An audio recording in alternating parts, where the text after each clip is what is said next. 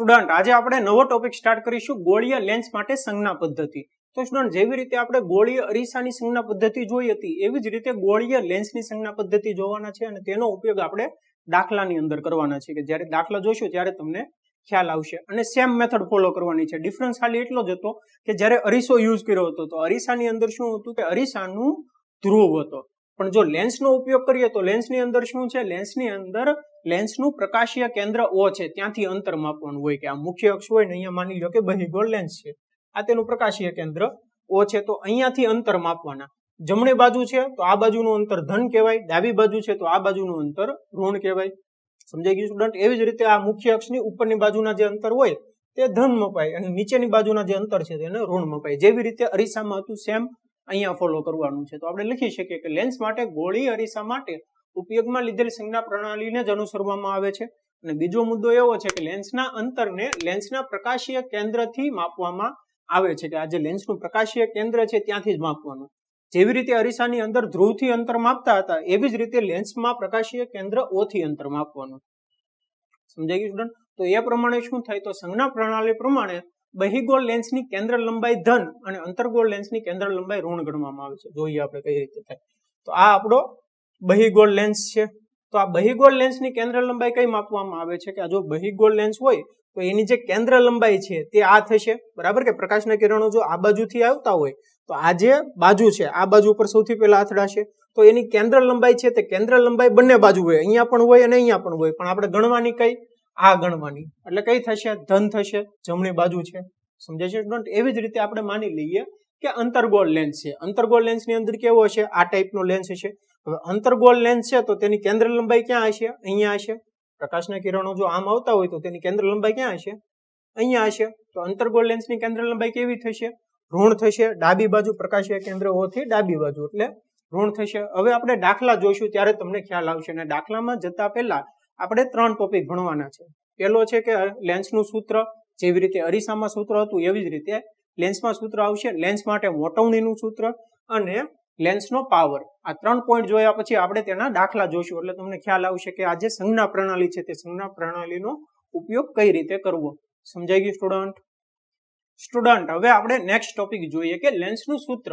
લેન્સનું સૂત્ર કોને કહેવાય તે આપણે આ ટોપિકની અંદર સમજવાના છે કે જેવી રીતે અરીસાનું સૂત્ર હતું એવી જ રીતે લેન્સનું સૂત્ર છે ક્યાંથી આવ્યું એનું ડેરિવેશન જોવાની જરૂર નથી. ડાયરેક્ટલી તમારે યાદ રાખવાનું છે કે વસ્તુ અંતર U, પ્રતિબિંબ અંતર V અને કેન્દ્ર લંબાઈ F વચ્ચેના સંબંધને લેન્સનું સૂત્ર કહે છે.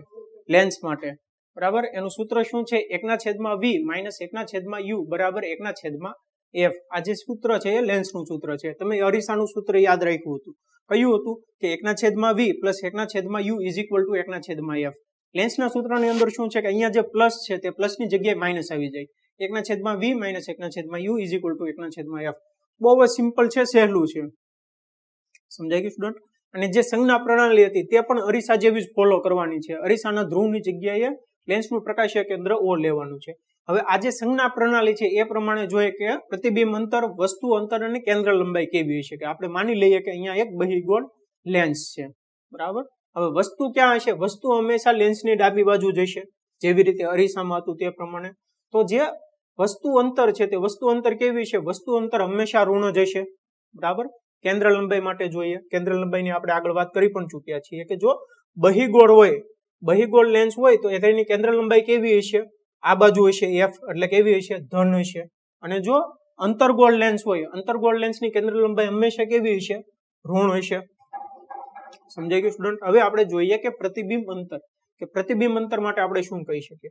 તો તમને ખબર છે કે અહીંયાથી પ્રકાશના કિરણો નીકળે છે, લેન્સમાંથી વક્રીભવન પામીને આપણે ઓલરેડી જે અલગ અલગ લેન્સ છે તો અંતર્ગોળ લેન્સ અને બહિર્ગોળ લેન્સ માટે અલગ અલગ અંતરે કેવું પ્રતિબિંબ રચાય છે તેની કિરણાકૃતિ જોઈ લીધી છે, બરાબર. અહીંયા ખાલી સમજવાનું છે તમારે કે અહીંયા બહિર્ગોળ લેન્સ છે, અહીંયા કોઈ વસ્તુ છે તો તેનું પ્રતિબિંબ ક્યાં રચાશે, આ બાજુ રચાશે. અને જે કિરણો છે તે કેવા હશે કે વાસ્તવમાં મળતા હશે.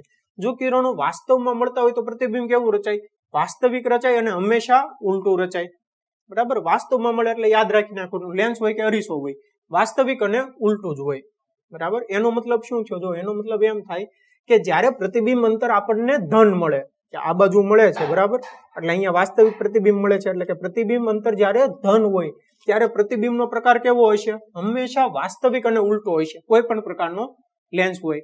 જે અરીસો હતો એના કરતા થોડુંક ઉલટું થઈ જાય છે. યાદ રાખજો સ્ટુડન્ટ, બંનેને કમ્પેરિઝન કરો એટલે તમને ખ્યાલ આવશે. આપણે કરી પણ લઈએ કે અહીંયા માની લો કે બહિગોળ અરીસો છે. હવે બહિગોળ અરીસાની અંદર જોઈએ તો પ્રતિબિંબ જો આ બાજુ રચાતું હોય એનો મતલબ શું થાય? એનો મતલબ એમ થાય કે જે કિરણો છે તે વાસ્તવમાં મળતા હશે. બરાબર, તો પ્રતિબિંબ કેવું હોય? વાસ્તવિક અને ઉલટું હોય. એટલે કે વી આપણને કેવો મળે છે? ઋણ મળે છે.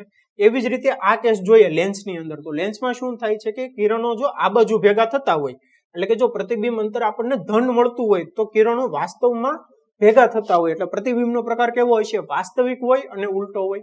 તો આપણે લખી શકીએ કે જે પ્રતિબિંબ અંતર છે, તો પ્રતિબિંબ અંતર જો ધન હોય તો પ્રતિબિંબનો પ્રકાર કેવો હશે? વાસ્તવિક અને ઉલટો હશે.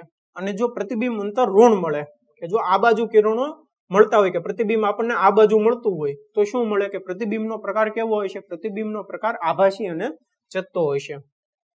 સમજાય ગયું સ્ટુડન્ટ? આપણે દાખલા જોઈશું એટલે તમને વધુ ખ્યાલ આવી જશે. તમને જો આ બંને વચ્ચેનો ડિફરન્સ ખ્યાલ આવી જાય ને તો તમે કોઈ પણ દાખલા ગણી શકો. ચેપ્ટર 10 ના કોઈ પણ દાખલા ગણી શકો. તમારે ખાલી બંનેનો ડિફરન્સ સમજવાનો છે કે જ્યારે પ્રતિબિંબ અંતર ધન હોય ત્યારે કેવો પ્રકાર બને, ઋણ હોય ત્યારે કેવો પ્રકાર બને. આવું જ આપણે મોટવણીની અંદર સમજી શકીએ છીએ. આપણે સૌથી પહેલા તો લેન્સ માટેની મોટવણીની વ્યાખ્યા લખી લઈએ. તો જેવી રીતે અરીસામાં હતી એવી જ રીતે લેન્સમાં આવશે કે લેન્સ વડે રચાતા પ્રતિબિંબની ઊંચાઈ h' અને વસ્તુની ઊંચાઈ h ના ગુણોત્તરને મોટવણી એમ કહે છે. તો મોટવણી એમ બરાબર શું થાય? પ્રતિબિંબની ઊંચાઈ છેદમાં વસ્તુની ઊંચાઈ ઇઝ ઇક્વલ ટુ h' ના છેદમાં h. બરાબર, એટલું તો સિમ્પલ જ છે કે તમને લેન્સની મોટવણી પૂછી હોય કે અરીસાની મોટવણી પૂછી હોય, પ્રતિબિંબની ઊંચાઈ છેદમાં વસ્તુની ઊંચાઈ એનો ગુણોત્તર, જેને મોટવણી કહેવાય. પણ ડિફરન્સ ખાલી એટલો છે કે જ્યારે આપણે અરીસો લઈએ ત્યારે અરીસાની અંદર વસ્તુ અંતર, પ્રતિબિંબ અંતર અને મોટવણી એ ત્રણેય વચ્ચેનું રિલેશન શું હતું? કે મોટવણી એમ બરાબર -v ના છેદમાં u હતું. પણ આ કેસમાં શું થશે? આ કેસની અંદર લેન્સની મોટવણી, વસ્તુ અંતર તથા પ્રતિબિંબ અંતર v નો સંબંધ m બરાબર h' ના છેદમાં h is equal to v/u plus v/u આવશે. અહીંયા શું હતું? -v/u હતું અરીસા માટે. બરાબર, આ બંને વચ્ચેનું જે સૂત્રનો ડિફરન્સ છે એ તમારે જોવાનું છે. અહીંયા શું આવે? માઇનસ આવે, અહીંયા પ્લસ આવે. અને યાદ રાખવાની એક સિમ્પલ ટ્રીક છે, તમારે ખાલી એક અરીસાનું સૂત્ર યાદ રાખવાનું. શું હતું અરીસાનું સૂત્ર? કે 1/v plus 1/u is equal to 1/f. બરાબર, જ્યારે અરીસામાં પ્લસ હોય ત્યારે લેન્સ મોટવણીમાં શું કરવાનું? માઇનસ કરવાનું. અને લેન્સની અંદર શું કરવાનું? લેન્સની અંદર અરીસાનું સૂત્રમાં વચ્ચે માઇનસ લગાડી દેવાના અને મોટવણીની અંદર જે માઇનસ હતું તે કાઢી નાખવાનું. સમજાય ગયું સ્ટુડન્ટ? કે તમે 2 વાર જોશો એટલે તમને ખ્યાલ આવી જશે. હવે આપણો નેક્સ્ટ ટોપિક છે કે લેન્સનો પાવર, કે લેન્સનો પાવર કોને કહેવાય. ત્યારબાદ આપણે થોડાક દાખલા જોઈશું. સમજાઈ ગયું સ્ટુડન્ટ? સ્ટુડન્ટ, આજે આપણે નવો ટોપિક સ્ટાર્ટ કરીશું લેન્સનો પાવર, કે લેન્સનો પાવર કોને કહેવાય તે આપણે આ ટોપિકની અંદર સમજવાના છીએ. બહુ સિમ્પલ ટોપિક છે, નાનો અમથો ટોપિક છે. તો સૌથી પહેલા તો લેન્સના પાવરની વ્યાખ્યા સમજી લઈએ કે લેન્સની કેન્દ્ર લંબાઈના વ્યસ્તને લેન્સનો પાવર કહે છે. કાંઈ નહીં કરવાનું, કોઈ પણ લેન્સ હોય, અંતર્ગોળ લેન્સ હોય કે બહિર્ગોળ લેન્સ હોય, એની જે કેન્દ્ર લંબાઈ છે તે કેન્દ્ર લંબાઈના વ્યસ્તને બરાબર 1 ના છેદમાં જે કઈ કિંમત મળે છે તે કિંમતને તે લેન્સનો પાવર કહે છે. બરાબર, આપણે જોઈએ કે લેન્સનો પાવર p, જેને p વડે દર્શાવવામાં આવે છે, તો p બરાબર શું થશે? 1 ના છેદમાં f થશે. હવે જો p બરાબર 1 ના છેદમાં f હોય એનો મતલબ શું છે? કે f કેન્દ્ર લંબાઈ કેમાં હશે? મીટરમાં હશે. તો જે પાવર છે લેન્સનો પાવર, લેન્સના પાવરનો એકમ શું થશે? 1 ના છેદમાં મીટર. 1 ના છેદમાં મીટર એટલે કે મીટર ઇનવર્સ. બરાબર સ્ટુડન્ટ, કે મીટર ઇનવર્સ થશે. હવે લેન્સના પાવરનો SI એકમ પણ છે. સમજાય ગયું સ્ટુડન્ટ? તો લેન્સના પાવરનો SI એકમ છે ડાયોપ્ટર, જેને d વડે દર્શાવવામાં આવે છે. બરાબર, એનો મતલબ શું છે? એનો મતલબ એમ થાય કે 1 ડાયોપ્ટર 1 d બરાબર શું થશે? 1 મીટર ઇનવર્સ. બરાબર, કે મીટરની -1 ઘાત 1 ના છેદમાં મીટર. 1 ડાયોપ્ટર બરાબર શું થશે? 1 ના છેદમાં મીટર. સમજાઈ ગયું સ્ટુડન્ટ? હવે આપણે જોઈએ કે જો લેન્સનો પાવર છે તે કેન્દ્ર લંબાઈનો વ્યસ્ત છે. હવે તમને ખબર છે કે જો બહિર્ગોળ લેન્સ હોય તો બહિર્ગોળ લેન્સની કેન્દ્ર લંબાઈ કેવી હશે? ધન હશે. આપણે જોઈએ કે મુખ્ય અક્ષ છે, બહિર્ગોળ લેન્સ છે, આ બહિર્ગોળ લેન્સની કેન્દ્ર લંબાઈ આ બાજુ મળે છે, તો લેન્સની જમણી બાજુ એટલે કે ધન મળશે. તો બહિર્ગોળ લેન્સની કેન્દ્ર લંબાઈ ધન હોય તો તેનો પાવર પણ કેવો હશે? ધન મળશે. બરાબર, 1 ના છેદમાં f એટલે એનો પાવર પણ ધન હશે. એવી જ રીતે અંતર્ગોળ લેન્સની કેન્દ્ર લંબાઈ કેવી હશે? ઋણ હશે. જો અંતર્ગોળ લેન્સની કેન્દ્ર લંબાઈ ઋણ હોય તો તેનો પાવર પણ કેવો મળે? ઋણ જ મળે. આપણે અહીંયા અંતર્ગોળ લેન્સ લઈ લઈએ તો તેનું મુખ્ય કેન્દ્ર ક્યાં હશે? અહીંયા હશે, એટલે તેની કેન્દ્ર લંબાઈ કેવી હશે? ઋણ હશે. જો કેન્દ્ર લંબાઈ ઋણ હોય તો પાવર પણ કેવો મળે છે? ઋણ મળે છે. એટલું સમજાઈ ગયું સ્ટુડન્ટ? હવે આપણે સમજીએ કે જો લેન્સનો પાવર +2d આપ્યો હોય, બરાબર, કે કોઈ પણ લેન્સ છે એનો પાવર છે 2d +2d છે, એનો અર્થ શું છે? એનો અર્થ એવો થાય કે જો ધન છે, ધન હોય તો શું થાય કે કેન્દ્ર લંબાઈ પણ ધન જ હશે. કેન્દ્ર લંબાઈ ધન કેવા પ્રકારના લેન્સની હોય? કેન્દ્ર લંબાઈ ધન હોય બહિગોળ લેન્સની, બરાબર. તો લેન્સનો પ્રકાર કેવો હશે? બહિગોળ લેન્સ હશે. અને તેની કેન્દ્ર લંબાઈ જો આપણે ગણવી હોય તો આ રીતે ગણી શકીએ કે જો p બરાબર 1/f હોય તો એના બરાબર હું આ રીતે લખી શકું કે f બરાબર 1/p. એટલે કેન્દ્ર લંબાઈ ગણવી હોય તો કેટલી થશે? 1/2 બરાબર 0.5 મીટર. સમજાઈ ગયું સ્ટુડન્ટ? કે +2d કે +2d ધરાવતો કોઈ લેન્સ હોય એનો મતલબ એમ થાય કે તે લેન્સ કેવા પ્રકારનો હશે? બહિગોળ લેન્સ હશે. અને તેની કેન્દ્ર લંબાઈ કેટલી હશે? 0.5 મીટર. એવી જ રીતે આપણે આ પણ સમજી શકીએ કે -2d આપ્યો હોય કે કોઈ લેન્સ છે તે -2d પ્રકારનો છે, તો તેનો અર્થ શું થાય? માઇનસ હોય એટલે કે અંતર્ગોળ લેન્સ છે, બરાબર. અને તેની કેન્દ્ર લંબાઈ કેટલી થશે? 1/2 -1/2 બરાબર -0.5 મીટર. સમજાઈ ગયું સ્ટુડન્ટ કે +2d અને -2d નો અર્થ શું થાય? હવે તમે જે ચશ્મા પહેરો છો, બરાબર, કે તમે જોયું હશે, ઘણા પાસે સાંભળ્યું હશે, અને જો તમારે નંબર હોય તો તમે એ પર સાંભળ્યું હશે કે તેના 2 ના ચશ્મા છે, 1 નંબર છે, 2 નંબર છે. તો તે 1 નંબર અને 2 નંબર શું છે? તે 1 નંબર અને 2 નંબર જે લેન્સ વાપરે છે તે લેન્સનો પાવર છે, બરાબર. કે તે 2 નંબરના ચશ્મા યુઝ કરતો હોય એનો મતલબ એમ થાય કે તેને જે લેન્સ પહેરો છે તે લેન્સનો પાવર કેટલો છે? 2 છે, બરાબર. એટલે જો લેન્સનો પાવર 2 હોય તો તેની કેન્દ્ર લંબાઈ કેટલી હશે? એને જે ચશ્મા પહેર્યા છે તે લેન્સની કેન્દ્ર લંબાઈ 0.5 મીટર હશે. સમજાય છે સ્ટુડન્ટ? એવી જ રીતે તમે બીજા માટે ગણી શકો કે માની લો કે તેને 1 નંબર છે. 1 નંબર હોય એનો મતલબ શું છે કે એના જે લેન્સ છે તે લેન્સની કેન્દ્ર લંબાઈ કેટલી હશે? 1/1 એટલે કે 1 મીટર હશે. સમજાય છે સ્ટુડન્ટ? કે તે વ્યક્તિ છે તે વ્યક્તિને 1 મીટર કેન્દ્ર લંબાઈ ધરાવતો લેન્સ વાપરવો જોશે તો તે સ્પષ્ટ જોઈ શકશે, નહીતર તે અનક્લિયર દેખાશે. સમજાય ગયું સ્ટુડન્ટ? તો આવી રીતે લેન્સના પાવરનો ઉપયોગ થાય છે. અને બીજી એક અગત્યની વાત કે ઘણા બધા લેન્સ આવી રીતે માની લો કે એક લેન્સ છે એની બાજુમાં બીજો છે અને એની બાજુમાં ત્રીજો છે, આવી રીતે સિક્વન્સમાં હોય તો આ જે લેન્સ છે તે લેન્સનો સંયુક્ત પાવર મેળવવો હોય, બરાબર. તો તે લેન્સનો સંયુક્ત પાવર શું થાય કે આ જે લેન્સ છે, માની લો પહેલો છે એનો પાવર P1 છે, બીજાનો પાવર P2 છે, ત્રીજાનો પાવર P3 છે, તો તેના સરવાળા બરાબર થાય કે P બરાબર P1 + P2 + P3. તો આ જે ત્રણેય લેન્સ છે તે ત્રણેય લેન્સનો જે સંયુક્ત પાવર છે તે કેટલો થશે? આ ત્રણેયના બેઝિક સરવાળા બરાબર. સમજાય ગયું સ્ટુડન્ટ? એટલે તમે સ્ટુડન્ટ ઘણીવાર જોયું હશે કે જ્યારે તમે નંબર ચેક કરાવવા જાઓ ત્યારે શું થાય છે કે પહેલા તે 2 મૂકે, 2 પછી તે 2.5 મૂકે છે, બરાબર. એટલે એનો મતલબ શું છે કે 2 કરે, 2 + 2.5 એટલે કે 0.5 કરે. અને જો તમને સ્વચ્છ દેખાવા માંડે, સરખું દેખાવા માંડે એટલે તમારો નંબર કેટલો થયો? 2.5 થયો, 2.5 થયો. સમજાઈ ગયું સ્ટુડન્ટ? કે જે ચશ્મા વાળો છે એ ચશ્મા વાળાને સરળતા પડે એના માટે જે લેન્સની કેન્દ્ર લંબાઈ છે તે કેન્દ્ર લંબાઈની જગ્યાએ લેન્સનો પાવર વાપરવામાં આવે છે કે જેથી કરીને તે ડાયરેક્ટલી સરવાળો કરી શકે. સમજાઈ ગયું સ્ટુડન્ટ? અને હા, આ જે લેન્સ છે તે લેન્સનો ઉપયોગ કઈ રીતે થાય છે ચશ્મામાં તે આપણે નેક્સ્ટ ચેપ્ટરની અંદર જોવાના છે, કે દ્રષ્ટિ ખામીની અંદર જોશું ત્યારે તમને ખ્યાલ આવશે કે ક્યારે કયા પ્રકારનો લેન્સ વપરાય છે, કે તમારે અંતર્ગોળ લેન્સ વાપરવો કે બહિગોળ લેન્સ વાપરવો ચશ્માની અંદર. તે આપણે જ્યારે ચેપ્ટર જોશું ત્યારે તમને ખ્યાલ આવશે કે કયા પ્રકારનો લેન્સ વપરાય છે. સમજાઈ ગયું સ્ટુડન્ટ? હવે આપણે લેન્સના સૂત્ર ઉપરથી થોડાક દાખલા જોઈએ કે એક અંતર્ગોળ લેન્સની કેન્દ્ર લંબાઈ 15 સેન્ટીમીટર છે. વસ્તુને લેન્સથી કેટલા અંતરે રાખવી જોઈએ કે જેથી તેનું પ્રતિબિંબ લેન્સથી 10 સેન્ટીમીટર દૂર મળે. લેન્સ દ્વારા મળતી મોટવણી પણ શોધો. તો સ્ટુડન્ટ હવે આ એક્ઝામ્પલ જુઓ. આ એક્ઝામ્પલની અંદર શું છે કે આ એક્ઝામ્પલની અંદર આપણને અંતર્ગોળ લેન્સ આપેલો છે અને તેની કેન્દ્ર લંબાઈ આપેલી છે. બીજું શું આપ્યું છે કે પ્રતિબિંબ અંતર આપ્યું છે 10 સેન્ટીમીટર.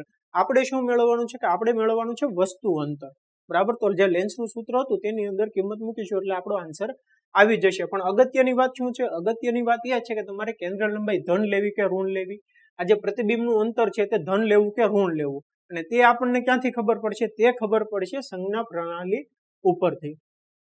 તો જોઈએ તો સૌથી પહેલા તો શું આપ્યું છે? અંતર્ગોળ લેન્સ આપ્યો છે. તો અહીંયા આપણે એક અંતર્ગોળ લેન્સ લઈ લઈએ અને આ તેની મુખ્ય અક્ષ છે, બરાબર. હવે જો અંતર્ગોળ લેન્સ હોય તો તેની કેન્દ્ર લંબાઈ કેવી થશે?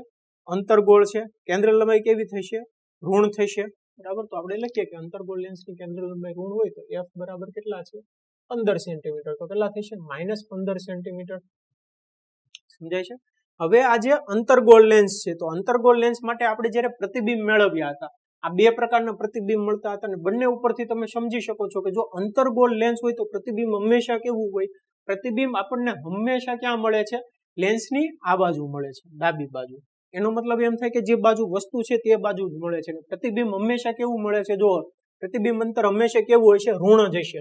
બરાબર, આ બંને ફોટા ઉપરથી તમને ખ્યાલ આવી જશે કે પ્રતિબિંબ અંતર હંમેશા કેવું મળે છે? ઋણ મળે છે. અને પ્રતિબિંબ હંમેશા કેવું મળે છે? પ્રતિબિંબ મળે છે આભાસી મળે છે અને ચત્તુ મળે છે.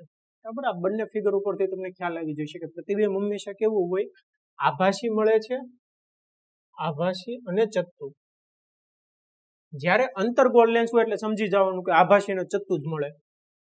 બરાબર, જો આભાસી અને ચત્તુ મળે તો પ્રતિબિંબ અંતર કેવું હોય? પ્રતિબિંબ અંતર હોય ઋણ અરીસાની આ બાજુ. એટલે જે તમારે પ્રતિબિંબ લેન્સથી 10 સેન્ટીમીટર દૂર છે તો v બરાબર કેટલા લેવાના? -10 સેન્ટીમીટર. સમજાય છે સ્ટુડન્ટ? હવે આપણે મેળવીએ કે વસ્તુ અંતર કેટલું હશે. તો તમને લેન્સના સૂત્રની ખબર છે. લેન્સનું સૂત્ર શું છે? 1/v minus 1/u is equal to 1/f. બરાબર, કે અહીંયા પ્લસ હતું અરીસા સૂત્રની અંદર, અહીંયા શું લઈ લેવાનું? માઇનસ. અને મોટાવણીમાંથી માઇનસ કાઢી નાખવાનું. અરીસાના સૂત્રની અંદર મોટાવણીની અંદર માઇનસ હતું. બરાબર, આ રીતે યાદ રાખવાનું, સમજાઈ જશે.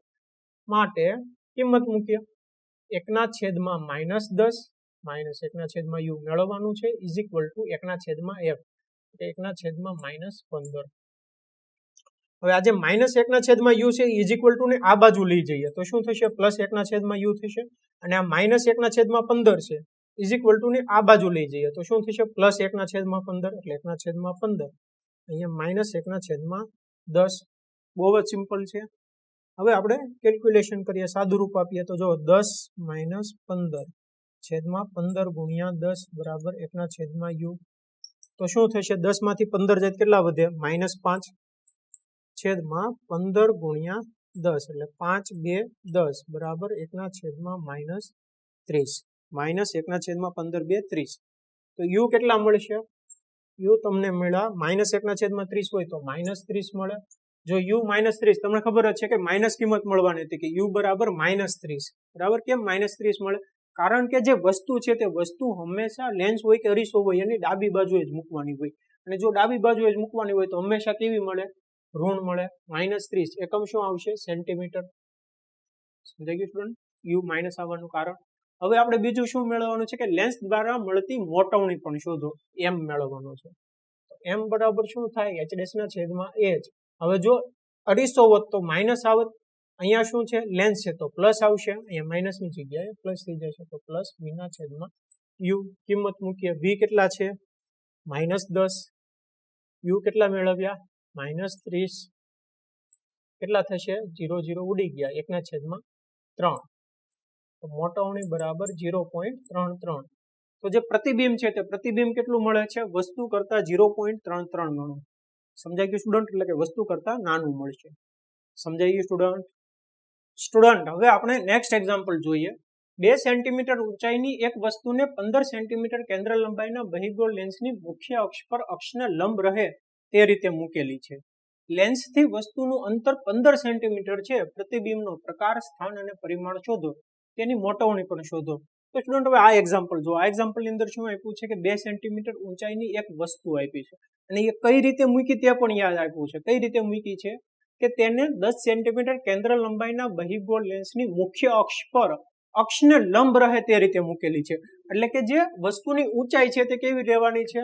અહીંયા માની લો કે અક્ષ છે અને અહીંયા કોઈ બહિર્ગોળ લેન્સ છે. અક્ષને લંબ રહે તે રીતે મૂકેલી છે. તો જે વસ્તુ છે વસ્તુની ઊંચાઈ હંમેશા કેવી લેવાની? ધન લેવાની થશે.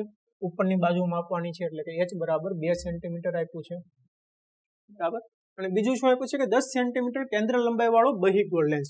તો જો બહિર્ગોળ લેન્સ હોય તો તેનું મુખ્ય કેન્દ્ર ક્યાં હશે? અહીંયા હશે. એટલે કે ધન મળે છે. તો તેનું f બરાબર શું લેવાનું? પોઝિટિવ લેવાના. f બરાબર 10 સેન્ટીમીટર પ્લસ 10 સેન્ટીમીટર આવશે. સમજાય છે સ્ટુડન્ટ? કે અહીંયા જે સંજ્ઞા લ્યો છો તે ખૂબ જ મહત્વની છે. જે રકમમાં આપી છે તે પ્રમાણે લેવાની છે. અને બીજું શું આપ્યું છે કે લેન્સથી વસ્તુનું અંતર 15 સેન્ટીમીટર છે. એટલે લેન્સ અહીંયા છે, વસ્તુ અહીંયા છે. કેટલા સેન્ટીમીટર દૂર છે? 15 સેન્ટીમીટર દૂર છે. તો હંમેશા કેવું હશે? માઇનસ હશે. એટલે કે u તમારે લેવાના છે -15 સેન્ટીમીટર. બરાબર. પ્રતિબિંબનો પ્રકાર, સ્થાન અને પરિમાણ શોધવો છે. પ્રતિબિંબનો પ્રકાર ક્યાંથી ખબર પડશે? એ તેની સંજ્ઞા ઉપરથી કે ધન મળે છે કે ઋણ મળે છે તેના ઉપરથી આપણને ખબર પડી જશે કે તેનું સ્થાન ક્યાં હશે, પ્રકાર ક્યાં હશે. તો સૌથી પહેલા તો આપણે v મેળવી લઈએ. તમને લેન્સનું સૂત્ર ખબર છે. લેન્સનું સૂત્ર શું છે? 1/v માઇનસ 1/u બરાબર 1/f. માટે 1/v ને સૂત્રનો આપણે કરતા બનાવીએ તો 1/f આ બાજુ માઇનસ 1/u છે, આ બાજુ આવી જાય તો પ્લસ થઈ ગયા. કિંમત મૂકી દઈએ. 1/f કેટલા છે? 10 છે. તો 1/10 વત્તા 1/u 1/u -15 એટલે 1/-15 -15 આ બાજુ 10 આ બાજુ સાદું રૂપ આપીએ તો -15 વત્તા 10 છેદમાં 10 ગુણ્યા -15 કેટલા થયા? -15 વત્તા 10 -5 -5 ના છેદમાં 10 ગુણ્યા -15 બરાબર 5 તેરી 15 અને માઇનસ માઇનસ ઉડી ગયા તો કેટલા વધ્યા? 30 વધ્યા. 10 ગુણ્યા 3 30 1/30 1/v બરાબર માટે v બરાબર કેટલા આવ્યા? +30. એકમ શું આવશે? સેન્ટીમીટર. સમજાઈ ગયું સ્ટુડન્ટ કે પ્રતિબિંબ ક્યાં મળે છે? પ્લસ મળે છે. પ્લસ મળે છે એટલે અહીંયા જો લેન્સ હોય તો તેની આ બાજુ મળે છે. જો આ બાજુ મળતું હોય તો એનો મતલબ શું થાય? એનો મતલબ એમ થાય કે જે કિરણો છે તે વાસ્તવમાં મળતા હોય. એટલે કે પ્રતિબિંબનો પ્રકાર કેવો હશે? વાસ્તવિક હશે. અને જો વાસ્તવિક હોય તો હંમેશા કેવો હોય? ઉલટો હોય. પ્રતિબિંબ કેવું મળે? વાસ્તવિક અને ઉલટું મળે. તેનું સ્થાન ક્યાં હશે? લેન્સથી જમણી બાજુ 30 સેન્ટીમીટર અંતરે. બીજું શું મેળવવાનું છે? કે પ્રતિબિંબનો પ્રકાર કહી દીધો, સ્થાન કહી દીધું, તેનું પરિમાણ મેળવવાનું છે. એટલે કે તેનું ઊંચાઈ મેળવવાની છે, કેટલું મળે છે. તો તે આપણને મોટવણી ઉપરથી ખબર પડી જશે. મોટવણી કેટલી છે? મોટવણી m બરાબર h ના છેદમાં h is equal to v ના છેદમાં u. બરાબર.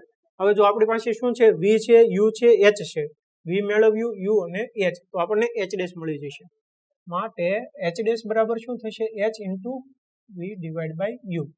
h કેટલા છે? 2 સેન્ટીમીટર. v કેટલા આવ્યા? 30 સેન્ટીમીટર. u કેટલા છે?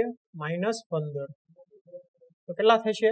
15 2 30 2 2 4 એટલે કે -4 સેન્ટીમીટર h. હવે h બરાબર -4 સેન્ટીમીટર આવે એટલો મતલબ શું છે? એનો મતલબ એમ થાય કે પ્રતિબિંબ આ બાજુ તો મળે છે કારણ કે v બરાબર ધન મળે છે, પણ h ઋણ મળે છે -4. -4 નો મતલબ એમ થાય કે પ્રતિબિંબ આપણને ઉલટું મળે છે, જે આપણને ઓલરેડી ખબર છે ઉલટું મળે છે. આ ઉલટું મળે છે એટલે જ અહીંયા માઇનસ સાઇન આવે છે. સમજી ગયું સ્ટુડન્ટ કે અહીંયા તમે વેરીફાઈ કરી શકો છો. એટલે કે જે પ્રતિબિંબની ઊંચાઈ છે તે 4 સેન્ટીમીટર છે. આપણે શું મેળવવાનું છે? મોટવણી પણ મેળવવાની છે. તો અહીંયા મેળવી શકીએ કે મોટવણી m બરાબર h ના છેદમાં h બરાબર -4 સેન્ટીમીટર ના છેદમાં 2 સેન્ટીમીટર એટલે કે -2 m બરાબર -2 મળે છે. સમજાઈ ગયું સ્ટુડન્ટ? તો આવી રીતે તમે કોઈ પણ દાખલા સમજી શકો. તમને લેન્સનું સૂત્ર આવડવું જોઈએ. અને ખાસ અગત્યની વાત કે અહીંયા જે આ સંજ્ઞા લઈએ છીએ, પ્લસ લેવું કે માઇનસ લેવું, એ તમને ખાસ ખબર હોવી જોઈએ. જો એ તમને ખબર હોય તો તમે આ પ્રકારના દાખલા ગણી શકો. સમજાઈ ગયું સ્ટુડન્ટ? સ્ટુડન્ટ હવે આપણે નેક્સ્ટ એક્ઝામ્પલ જોઈએ કે એક બહિર્ગોળ લેન્સ દ્વારા એક સોયનું વાસ્તવિક અને ઉલટું પ્રતિબિંબ લેન્સથી 50 સેન્ટીમીટર દૂર મળે છે. જો પ્રતિબિંબનું પરિમાણ વસ્તુના પરિમાણ જેટલું જ મેળવવું હોય તો સોયને બહિર્ગોળ લેન્સથી કેટલું દૂર રાખવું જોઈએ અને લેન્સનો પાવર પણ શોધો. તો સ્ટુડન્ટ હવે આ એક્ઝામ્પલ જુઓ. આ એક્ઝામ્પલ થોડાક અલગ પ્રકારનો છે. આ એક્ઝામ્પલની અંદર શું આપ્યું છે? કે બહિર્ગોળ લેન્સ આપ્યો છે. તો આવી રીતે માની લો કે કોઈ બહિર્ગોળ લેન્સ આપ્યો છે. તમને ખબર છે બહિર્ગોળ લેન્સ હોય તો તેનું જે મુખ્ય કેન્દ્ર છે તે કેવું હોય છે? આ બાજુ મળે છે. એટલે કે હંમેશા કેવું હોય છે? ધન જ હશે. બરાબર, આપણને ખબર છે એટલે. બીજું શું આપ્યું છે? કે આ સોયનું વાસ્તવિક અને ઉલટું પ્રતિબિંબ મળે છે. ક્યાં મળે છે? લેન્સથી 50 સેન્ટીમીટર દૂર. ધ્યાન દઈને જોજો સ્ટુડન્ટ કે જે લેન્સ છે તે લેન્સનું કેવું પ્રતિબિંબ મળે છે? વાસ્તવિક અને ઉલટું. વાસ્તવિક અને ઉલટું ક્યારે મળે? જ્યારે કિરણો વાસ્તવની અંદર મળતા હોય તો જ વાસ્તવિક મળે. બરાબર, તો એનો મતલબ એમ છે કે પ્રતિબિંબ ક્યાં રચાતું હશે? અહીંયા રચાતું હશે. સમજાય છે કે જમણી બાજુ રચાતું હશે. તો એનો મતલબ એમ થાય કે જે પ્રતિબિંબ છે એ પ્રતિબિંબ અંતર કેવું લેવાનું? ધન લેવાનું. તો v બરાબર કેટલા થશે? 50 સેન્ટીમીટર એટલે કે +50 સેન્ટીમીટર. ધ્યાન દઈને સમજો સ્ટુડન્ટ. આ +50 કઈ રીતે લખ્યા? કારણ કે આપણને આપ્યું છે વાસ્તવિક અને ઉલટું. લેન્સ છે વાસ્તવિક અને ઉલટું મળે એટલે કે આ બાજુ મળે, જમણી બાજુ પ્રતિબિંબ રચાય છે. વાસ્તવિક અને કેવું છે? ઉલટું છે. આપણે લખી પણ લઈએ. ચાલો, વાસ્તવિક મળે છે અને ઉલટું મળે છે. આ ઉલટું છે તે પણ અગત્યનું છે. આપણે જોઈએ કઈ રીતે કે આ બાજુ રચાય છે એટલે પ્રતિબિંબ સ્થાન કેવું હશે? +50 સેન્ટીમીટર. બીજું શું આપ્યું છે? કે જો પ્રતિબિંબનું પરિમાણ વસ્તુના પરિમાણ જેટલું જ મેળવવું હોય, એટલે કે મોટવણી કેટલી આપી છે? 1 છે. કે પ્રતિબિંબનું પરિમાણ અને વસ્તુનું પરિમાણ બંને કેટલા છે? સરખા છે. એટલે મોટવણી કેટલી છે? 1 છે. પણ અહીંયા બીજી એક અગત્યની વાત એ છે કે પ્રતિબિંબ કેવું મળે છે, ઉલટું મળે છે. ઉલટું મળે એનો મતલબ એમ થાય કે h ડેશ હંમેશા કેવું હોય છે, ઋણ હશે. કેવું હોય છે, h ડેશ હંમેશા આપણે બરાબર કરીને માની લો કે ઋણ મળે છે. અને h કેવું હોય છે, ધન હશે. એટલે કે મોટવણી કેવી મળે છે, મોટવણી મળે છે ઋણ. સમજાય છે કે h ડેશ ઋણ છે, h ધન છે. મોટવણી m બરાબર શું થાય, h ડેશ ના છેદમાં h. એટલે મોટવણી કેવી હશે, ઋણ હશે. તો m કેટલા હશે, m બરાબર 1 છે. બરાબર કે મોટવણી કેટલી છે તમને આપ્યું છે કે જો પ્રતિબિંબનું પરિમાણ વસ્તુના પરિમાણ જેટલું જ મેળવવું હોય એટલે કે m બરાબર 1 આપેલું છે. h ડેશ અને h બંને સરખા છે પણ h ડેશ કેવું છે, ઉલટું છે એટલે કે -1 આવશે. સમજાય છે કે h ડેશ કેવું હશે, ઋણ છે, ઉલટું છે એટલે કેવા હશે, ઋણ હશે. તો m બરાબર શું હશે, -1. તો સ્ટુડન્ટ m બરાબર -1 આપ્યું છે, b આપ્યું છે, તો તમને u મળી જશે. સિમ્પલ છે ને, કે તમને ખબર છે કે લેન્સ માટે મોટવણી m બરાબર h ડેશ ના છેદમાં h is equal to v ના છેદમાં u. આ સૂત્રનો ઉપયોગ કરીને તમને વસ્તુ અંતર મળી જશે કે વસ્તુને ક્યાં મૂકીએ. મેળવીએ આપણે.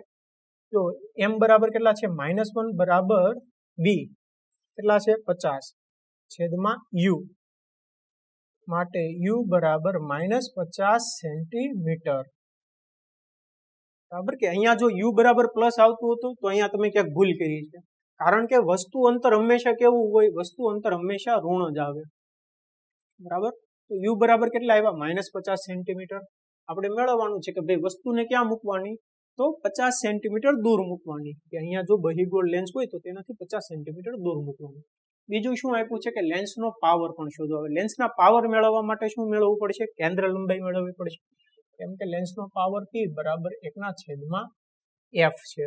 આપણને કેન્દ્ર લંબાઈ મેળવવી પડે. તો કેન્દ્ર લંબાઈ ક્યાંથી મેળવશું, લેન્સના સૂત્રનો ઉપયોગ કરીને. લેન્સનું સૂત્ર શું છે, 1/v - 1/u બરાબર 1/f. આપણે 1/f મેળવવાનું છે. તો 1/f બરાબર 1/v. ક્યાં છે 1/v એટલે 1/50 માઇનસ 1/u એટલે કે -1/50. બરાબર કે 1/-50 u બરાબર -50 છે એટલે માઇનસ માઇનસ પ્લસ. તો ઇઝ ઇક્વલ ટુ કેટલા થશે, 1/50 વત્તા 1/50. છેદ સરખા એટલે 2/50 બરાબર 1/25. તો f બરાબર કેટલા થશે, f બરાબર થશે 25. પણ એકમ શું આવશે, સેન્ટીમીટર. અહીંયા એકમ પણ અગત્યનો છે સ્ટુડન્ટ, કે કેન્દ્ર લંબાઈ કેટલી મળે છે, 25 સેન્ટીમીટર. એટલે +25 મળે એનો મતલબ શું છે, જમણી બાજુ છે. સમજાઈ ગયું સ્ટુડન્ટ. હવે સ્ટુડન્ટ આપણે શું મેળવવાનું છે, પાવર મેળવવાનો છે. તો પાવર નો ખબર છે કે પાવરનો એકમ શું છે, ડાયોપ્ટર છે. બરાબર, મીટર ઇનવર્સ. અહીંયા શું છે, સેન્ટીમીટર છે, તો તેને આપણે મીટરમાં ફેરવવા પડશે. તો ઇઝ ઇક્વલ ટુ 25 ગુણ્યા સેન્ટી નો મતલબ એમ થાય કે 10⁻²² મીટર એટલે કે 0.25 મીટર. પાવર p બરાબર 1/f બરાબર 1/0.25 એટલે કે 100/25. 25 4 100 એટલે કે 4. એકમ શું આવશે, મીટર -1 એટલે કે 4 ડાયોપ્ટર. બરાબર, 4 ડાયોપ્ટર એકમ આવશે. અહીંયા તમે એવી ભૂલ કરી શકો કે તમે f બરાબર સેન્ટીમીટરમાં એકમ મૂકી દો કે 1/25 મૂકી શકો. બરાબર, એ તમે ભૂલ કરી શકો. તમારે એકમ શું લેવાનો છે, મીટર જ લેવાનો છે. અથવા તો તમે એવું લખી શકો કે જો 1/માં તમે 25 સેન્ટીમીટર મૂકો તો અહીંયા કેટલું આવશે, સેન્ટીમીટરની -1 આવશે. બરાબર, તમે ડાયોપ્ટર ન લખી શકો કે 1 મીટરની -1 બરાબર 1 ડાયોપ્ટર. આ તમારે યાદ રાખવાનું છે. સમજાઈ ગયું સ્ટુડન્ટ. તો આવી રીતે તમે કોઈ પણ લેન્સનો પાવર મેળવી શકો છો અને આવા પ્રકારના બધા દાખલા તમે સોલ્વ કરી શકો છો. તમને ખાલી યાદ શું હોવું જોઈએ કે આ જે સંજ્ઞા લ્યો છો એ સંજ્ઞા તમારે ધ્યાન દઈને લેવાની છે. સમજાઈ ગયું સ્ટુડન્ટ.